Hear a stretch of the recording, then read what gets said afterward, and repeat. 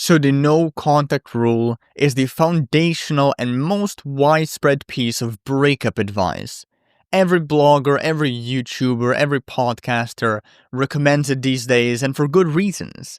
It is one of the most effective ways to heal and grow from a breakup and or get a decent shot at reattracting an ex. But despite its glaring popularity, the no contact rule is also one of the most misunderstood pieces of breakup advice. So let me try and clear things up for you so you can leverage it appropriately and hopefully achieve your post-breakup goals, whatever they may be.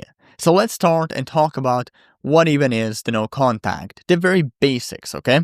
The theory goes that the no contact rule is this boundary building action that translates to emotionally and physically separating yourself from your ex by, as the name implies, cutting or limiting contact with them. Now, when you apply no contact, you essentially disrupt your typical patterns of interaction with your ex, oftentimes leading to improved self-esteem and reduced emotional dependence on them, as well as a higher likelihood for your ex to perceive you as just more attractive and enticing. Now, no contact entails exactly what you think it does. From its initial application forward, you just don't call, message, or engage with your ex's social media anymore. You also don't go to places where you would have an accidental encounter with them. You don't wish them a happy birthday anymore. You don't wish them a happy Valentine's Day, Easter, Christmas, Thanksgiving,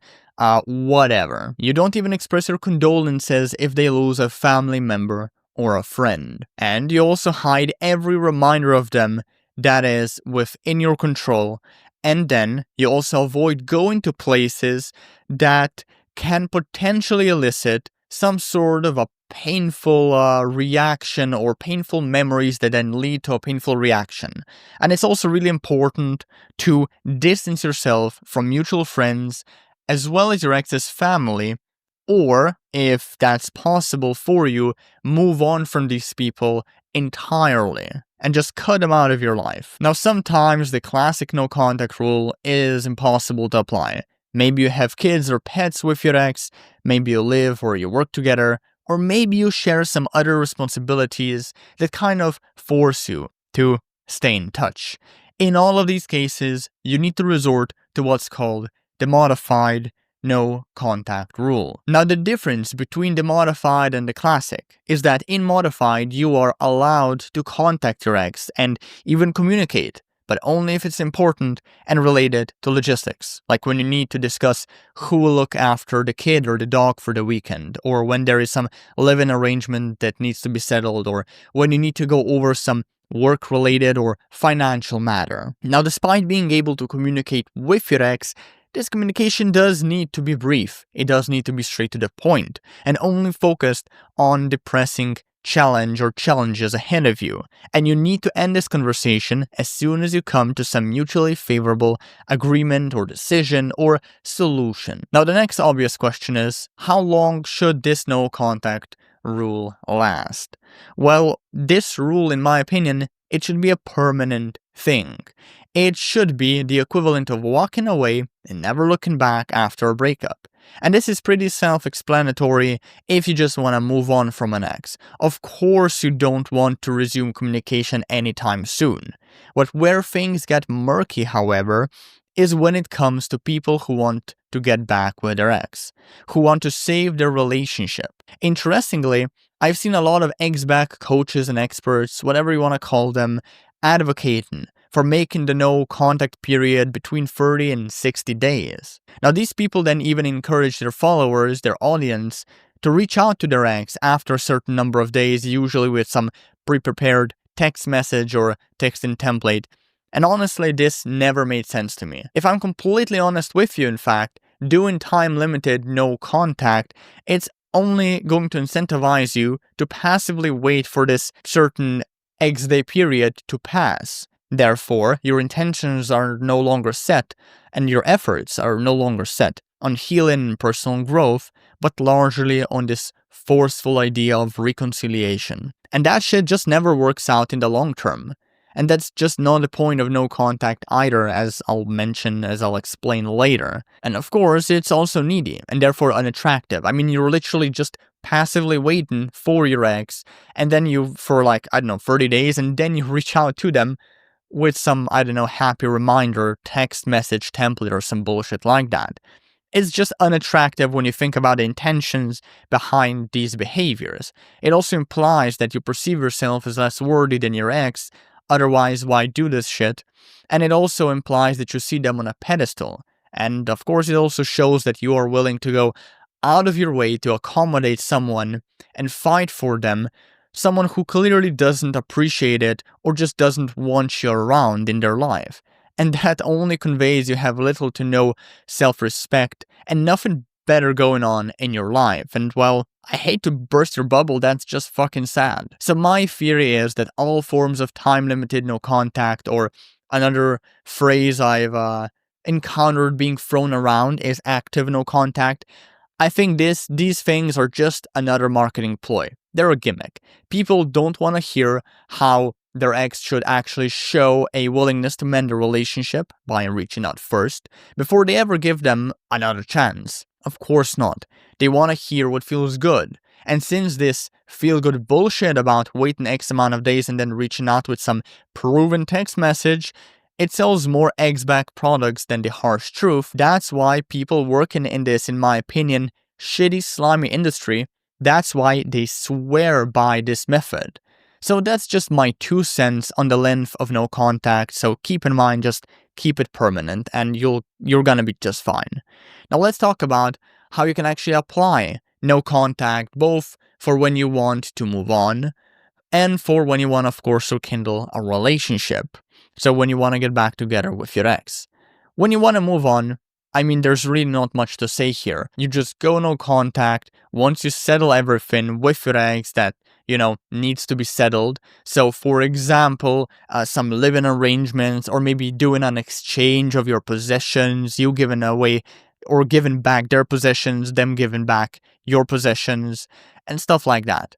And if you're really nice, by the way, you can just tell your ex that you won't be in touch for a while and that you would really respect if they don't message you for some time and then proceed to no contact. I mean, it depends on your character, but that's another way you can apply this no contact rule when it comes to moving on. But now on the flip side, going no contact when it comes to mending a relationship, it's a bit different. What you need to do here is after you break up, but still before you apply no contact, you should clearly tell your ex that you still love them, you miss them, and you want them back. Well, you have to just communicate that in some way, in whatever way feels okay with you, either through text, through a phone call, in person, whatever, even through a fucking letter. Although I don't recommend that, but hey, if that's kind of like your vibe, if that's kind of what you want to do, so be it. Just let your interest that you want to mend things be known.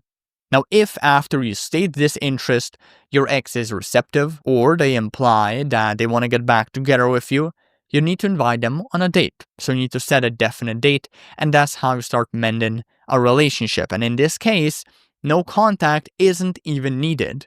However, if your ex is cold, if they're unreceptive, unappreciative, mean, vicious, after you state your interest, or if they've blocked, ghosted, ignored, or rejected you, you should probably end the conversation and just start or continue with no contact. With that being said, let's move on to our next topic relating to no contact: what to do when your ex actually reaches out while you're in it. Well, for one, this depends on what you want, yet again. So we're gonna tackle both aspects here, okay? Both categories of people. So if you're in no contact, just so you can move on, perhaps find someone else even, when your ex reaches out, I would just tell them that you're still healing from the breakup and that you'd appreciate if they don't reach out anymore. That you'd appreciate if they can, leave you alone. And that you can literally tell them that you don't want to discuss anything, that you don't want to talk to them. And you can say this in the most respectful and nicest way possible. Of course, you can just ignore their call or message, that's also fine. I don't give a shit whatever anyone else tells you. I feel this is a totally valid method when people break up, especially if you maybe did not break up on good terms. So just ignoring your ex, maybe even blocking them. I don't think there's any shame in that. And I'd say if that's how you feel, and if you really don't have to talk about any logistical stuff with your ex ever again, then just go for it. Go and ghost them or ignore them, block them, whatever. But on the other hand, if you want to mend your relationship, well, then once your ex reaches out, and it's not about logistics, but it's about something personal, like maybe your ex literally asks you how you're doing or what's new in your life, at that point, as I already alluded to earlier, you should try and set a definite date and get this reattraction process officially going. Now, obviously, I will not get into this process here because this is a video no contact, not on how to get an ex back, but I will say I have an entire video on getting an ex back, on setting definite dates and executing them. The link to this video should pop up in one of these corners right now, like any second now. But to move on, just a couple of, well, final thoughts on no contact that apply to literally everyone, regardless of your post-breakup goals. So, first of all, don't overcomplicate the whole thing. A lot of people do this, okay? You don't need to read a shit ton of books on no contact. You don't need to watch a bazillion of these videos. Fuck no. Just keep it simple. Eliminate your ex from your life or distance yourself from them as much as possible. Then decide not to return, and then keep remaking that decision in every moment of the way, especially in moments when you are most vulnerable, most emotional, and weak, until you've moved on, or until if you want your ex back, until they've reached out. Second, no contact is not about proving yourself to your ex. It's not about showing them how great you're doing now that you're single and you're without them. Nor is it about getting them back, fundamentally speaking. No contact is fundamentally about getting yourself back, about winning yourself back, about improving yourself. And eliciting a certain reaction in your ex or getting them reattracted to you, like all of this is great, but these are just sexy side effects of no contact. But it's not the main thing. It's not the point. And finally, I want you to know that no contact is not enough. A lot of people think that just go no contact and you're gonna save your relationship or you're going to just get over the breakup. No, it doesn't fucking work that way. It's not the only tool you need, whether you want to recover from the breakup or get back with an ex. To hit any of these goals, any and all of them, there has to be more on the table than just no contact. So you must couple it, is what I'm saying, with genuine self-examination and self-improvement. That, and probably some form of therapy or professional help as well. So that's it. If you want to go deeper into my process for recovering from a breakup, download my recovery cheat sheet, a free one-page PDF full of tips and advice on this. And if you want to get back with your ex, you should download my reattraction cheat sheet, also a free download that gives you a shit ton of advice and tips on mending a relationship. You can find both of these free resources in the links in the description below this video. And with that being said, thanks for watching and bye bye.